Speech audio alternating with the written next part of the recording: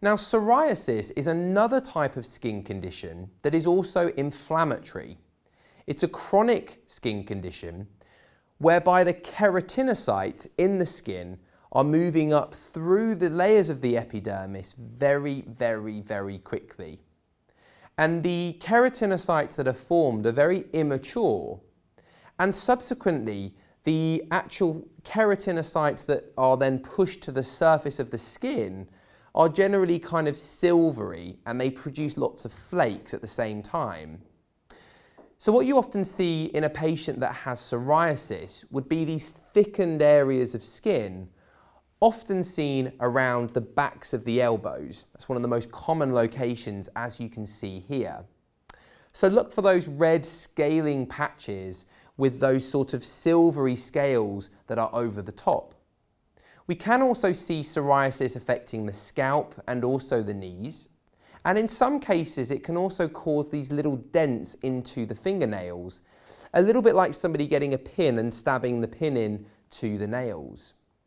About 15% of people with psoriasis will go on to develop a form of arthritis that does typically affect areas such as the hands and in particular the fingers.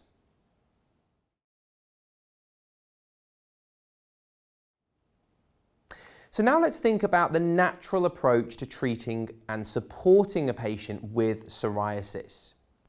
Well, first of all, it is worth bearing in mind that the main allopathic approach to treating psoriasis will bring with it lots of medications that will become very, very, very suppressive on the body and can have hugely negative effects on the immune system at the same time.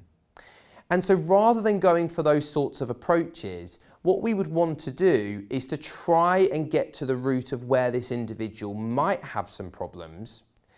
And it's important to make sure that we're eliminating any pro-inflammatory foods. So we've got to get rid of dairy and gluten. Those would really be very much advised to your average patient with psoriasis if they would. What you need to try and do is make sure that foods are not too heavy on the digestive system. So you don't really ideally want heavy foods, particularly things like dense meats. That's not going to be particularly advisable for a patient with psoriasis, where we want to try and give that digestive system a little bit of an opportunity to do any healing that it needs to do.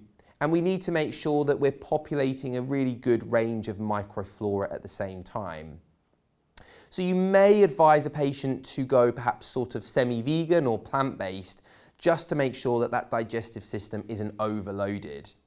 You may even suggest an initial juice fast so that the patient gets lots of nutrients, lots of concentrated nutrients without the need for really intensive breaking down processes and digestion that are required typically to break down other foods. So this is quite easy on the digestive tract.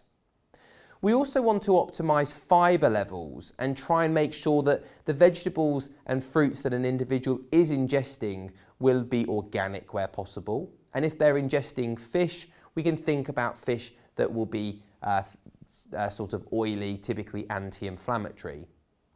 We might want to incorporate those more omega-3 oils, so perhaps something like flaxseed oil would be great here. We can also look at things like the vitamin D status. A lot of people with psoriasis are vitamin D deficient.